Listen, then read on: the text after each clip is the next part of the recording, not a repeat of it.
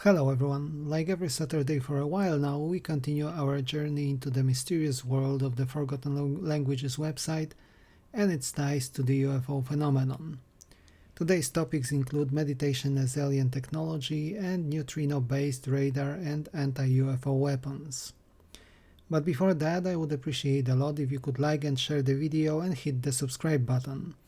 It helps us spread the knowledge and awareness of non-human intelligences and their interactions with us. Today we are taking a deep dive into articles from October 2014. On the 17th, the site posted the title The Maharishi Effect: What Gizelian Prisoners Taught to R. Avramenko. Let's unpack the title first.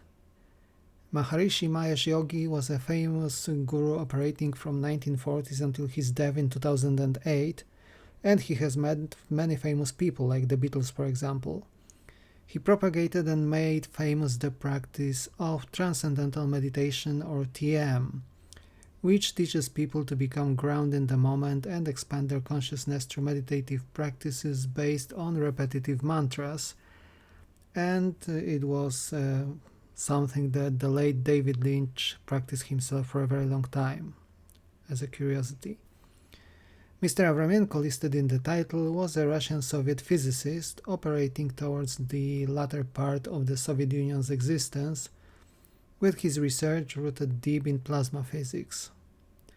With all that said, let us see what the English text says, especially in regards to the mysterious race of Gizelians.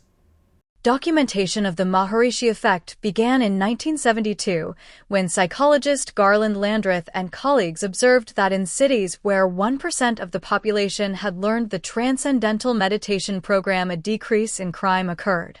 We do create environments that substantially alter the neurological structure of the brains of individuals. Gizelian number 2214. We do have the mention of Maharishi Guru's technique and its impact on aggression and crime levels here, which at first seems unrelated to the UFOs, followed by a mention of who may be a captured Gizelian being. We have already learned during this series that Gizelians may have been the race behind the very famous Virginia crash in Brazil in 1996, so maybe one of those beings said that then. Moving on, we read as follows. Many important researches in the field of plasma aerodynamics were fulfilled during time period from 1993 up to 1995 in the frame of National Research Program named Planeta. Avramenko R. was a scientific director and chief manager of this program. If Maharishi's consciousness-based system of defense is truly defensive, it should prevent the birth of an enemy. At least militarily speaking, if a nation has no enemies, it should be invincible. Once again, we have the same effect as before. Plasma physics and seemingly unrelated research on meditation and peace.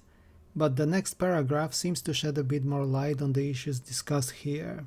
Tests of coherence creating effects of the TM and TMCD programs and its ability to increase collective societal stress and unrest were conducted. The tests were a complete success. Humans were welcomed to the new era of spiritual warfare and paradigm-shifting devices, of which Kadeth 4 and Avramenko's Dior 7 were just the beginning.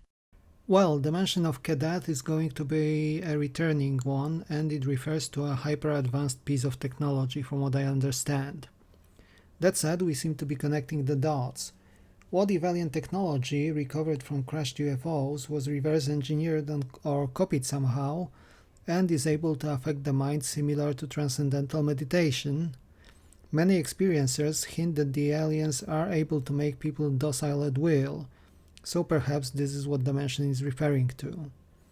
The last part informs us that the meditative practice is actually a piece of technology coming from the race of the Nebians, who in the Forgotten Languages mythos are the race coming from the star system of Deneb-Algedi in the constellation of Capricornus. That made the difference. Nebian Maharishi science technologies achieved the desired goal of averting the birth of an enemy, and thus they achieve victory before war. Gizelians simply learnt how to revert the effect, that is, how to induce in their enemies the feeling that they were already defeated before even trying to defend themselves. That knowledge is what Avramenko was pursuing. It would seem that Russians were aware of some of the tech and how it worked, and Avramenko tried to expand this particular avenue. Next, we have the article from the 22nd October titled The Neutrino Radar, Things Governments Kill For. First, a word about neutrinos. Those are extremely energetic particles which travel across the universe at the speed pretty much equal to the speed of light, and it has been long claimed they are massless. For many years, scientists have been building detectors for them, as neutrinos are notoriously difficult to detect. They pass through matter almost without any traces, and even an Olympic pool-sized detector is able to record only a handful of such events per year. What do those particles have to do with UFOs, though? Let's see. If a few detectors are placed along the coastline and they are calibrated suitably, then it may be possible to locate any nuclear vessels. Since these detections will have directional properties, 2 of the detectors could give us exact location of any vessel. If there is a third detector, that can confirm this location and make the analysis easier. The range of these detectors could be maximized if these detectors could be placed underwater at a distance from the coast. If the detector range is about 500 kilometers, then placing the detector at a distance of 500 kilometers from the coast would cover a range of about 1,000 kilometers. This warrants developments of underwater neutrino detectors. Alright, the first 2 paragraphs are nothing out of the ordinary, at least at the first glance. We have a submarine radar, presumably using neutrinos, with the implicit goal of recording neutrinos arising during nuclear reactions on board such vessels. My thought here also was, would such radars be able to track USOs, unidentified submerged objects, some of which seem to be non-human in origin? What else does the text reveal? Since the range of these detectors are expected to be few hundred kilometers, any nuclear-powered aircraft will be within the range of these detectors when they enter our atmosphere in the vicinity of the detectors. So, if any UFOs fly over the Earth at a height beyond the reach of any ordinary radars, they may escape detection by the radars, but may get detected by the neutrino radars. The new neutrino radars will then be capable of detecting nuclear-powered submarines, nuclear-powered aircraft carriers or any other Army vessels, nuclear-powered UFOs, nuclear testing with the information of the strength of the explosion. Well, now we are talking business. It would seem that this technology would be capable of recording UFOs, and more precisely UFOs using nuclear power. Would that peculiar mention also explain the fact that there are increased sighting rates near nuclear facilities around the world? Perhaps so. But the radar system itself is just that. At its core, it's just a detector. What about any offensive capabilities? This article, published in 2014, already seems to hint at what we have observed last year, the debut of actual energy weapons, capable of taking down drones with a laser beam.